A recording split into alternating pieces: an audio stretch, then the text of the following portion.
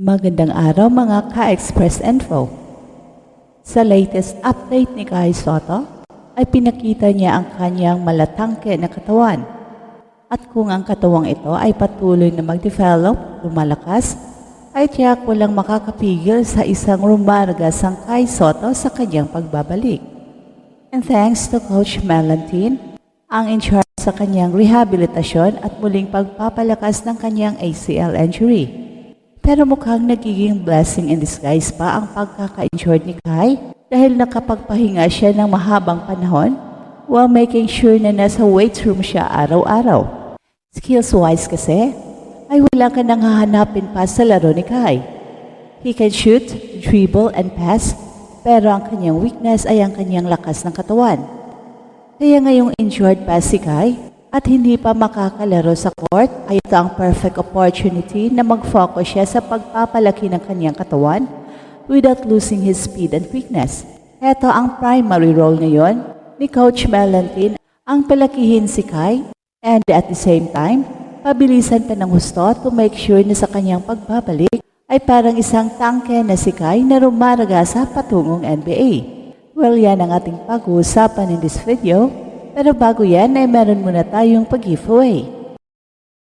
Hey, hey, hey! Attention mga kapatrol! Get ready for an epic giveaway! Once Express Info hits 150k subscribers, one lucky winner will win the incredible Oppo Reno 11F 5G smartphone. Here's how to join. Step 1. Subscribe to Express Info right now. Step 2. Like this video. Then step 3. Comment anything good and positive about our idol Kai Sotto. Super easy. Just subscribe, like, and comment. Sa pinakabagong update ni Kai, kitang-kita ang matinding pagbabago sa kanyang pangangatawan. Tulad ng isang rumaragasang tangke, unti-unti niyang binubuo ang kanyang lakas at kanyang parsa upang mas maging handa sa kanyang pagbabalik sa laro. At kung magpapatuloy ang ganitong pagunlad, walang makakapigil sa kanya sa muling pagsabak sa aksyon, lalo na't ang pangarap niya makapasok sa NBA ay tila mas lumilinaw. Ang kanyang pagbangon mula sa ACL injury ay hindi lang tungkol sa pagaling, kundi isang pagkakataon upang maging mas malakas at mas handa siya sa physicality ng professional basketball. Malaki ang papel ni Coach Melantine sa mabilis at epektibong rehabilitasyon ni Kai. Bilang in charge sa kanyang recovery and strength training, tinitiyak niyang hindi lang simpleng pagpapagaling ang ginagawa ni Kai, kundi isang full body transformation. Sa halip na magpahinga ng tuluyan, sinigurado niyang nasa weight room si Kai araw-araw upang palakasin ang kanyang katawan habang hindi pa siya makakabalik sa aktwal na paglalaro.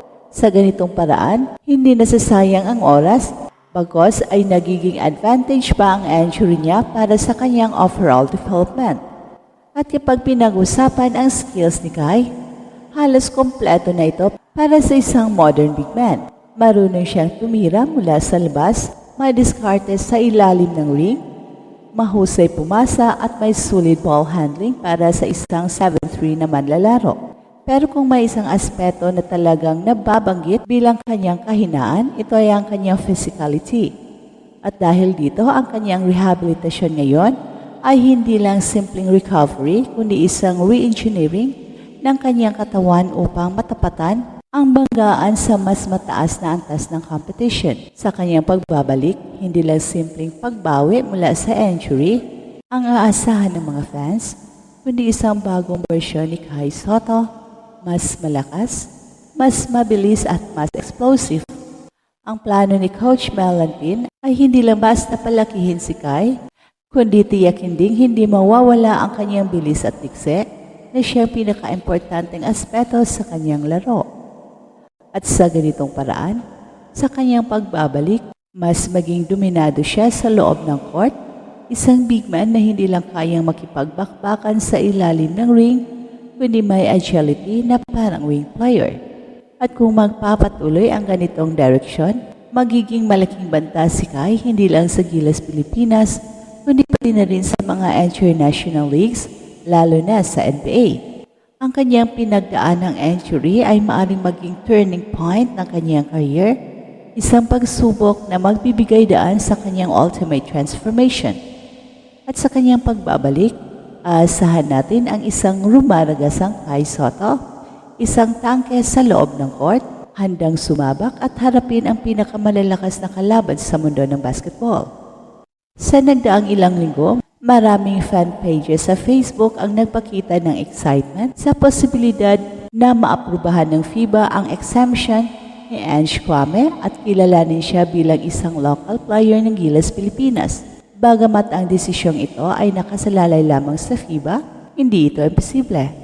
Ang usaping ito ay lalong umiinit matapos makita ng mga fans ang naturalized player ng Chinese Taipei na si Hamed Al-Bashir Gadiaga sa huling window ng FIBA Asia Cup qualifiers. Si Gadiaga, isang 6'2 guard na ipinanganak sa Japan sa isang Senegalese na ama at American na ina, ay lumaki sa Taiwan kung saan siya ay nagtapos ng kanyang high school bago naglaro para sa Shishan University sa University Basketball Association at nung una itinuturing siyang naturalized player ng Chinese Taipei pero kalaunan ay naaprubahan ng FIBA ang exemption niya bilang isang local dahil sa kanyang educational background. At dahil dito, nagkaroon ng pagkakataon ang Chinese Taipei na ipariha siya kay Brandon Kelpic, ang kanilang naturalized player. Well, kung tutuusin, may pagkakahawig ang sitwasyon ni Ange Kwame kay Gadiaga. Dumating si Ange Kwame sa Pilipinas noong 2016 upang mag-aral ng Multiple Intelligence International School sa Katipunan, kung saan niya natapos ang kanyang high school noong May 2018. Pagkatapos nito, lumipat siya sa Ateneo bilang isang rookie sa edad na 18 years old at naging unang foreign athlete na nanalo ng UAAP Rookie of the Year sa Season 81. Hindi lang yon, nagtapos din siya ng kanyang college career na may 3 UAAP championships kasama ang Blue Eagles. At noong 2021, ginawaran si Ange Kwame ng Filipino citizenship sa pamamagitan ng Kongreso na siyang nagbigay daan upang maging bahagi siya ng Gilas Pilipinas. Una siyang sumabak sa international competitions sa ilalim ng Tab Baldwin era at kalaunan ay naging mahalagang bahagi ng kupunan ni Coach Tim Cone na nagwagi ng gold medal sa Asian Games. At ngayon, umaasa siyang makakuha ng parehong exemption mula sa FIBA upang may tala bilang local player ng Gilas, isang bagay na maaring magbigay ng malaking benepisyo sa kupunan. Sa kasalukuyan, malaki ang magiging epekto ng desisyon ng FIBA sa Gilas, lalo na ngayong wala si Kai Sotto dahil sa kanyang knee injury at hindi makakalaro sa FIBA Asia Cup sa Jeddah, Saudi Arabia ngayong August. At kung mabibigyan ng exemption si Ange Kwame, ito ay magiging unang pagkakataon para sa Pilipinas, bagamat may mga naunang exemptions na ibinigay ang FIBA sa ilang field foreign players tulad ni Greg Slaughter noong 2018. Ang kaso ni Ange Kwame ay magiging precedent-setting. For sure, I'm looking forward to it. Ani pa ni Ange Kwame sa isang panayam sa Spin.ph at alam niyang malaking bagay ito para sa kanyang karera at para sa Gilas.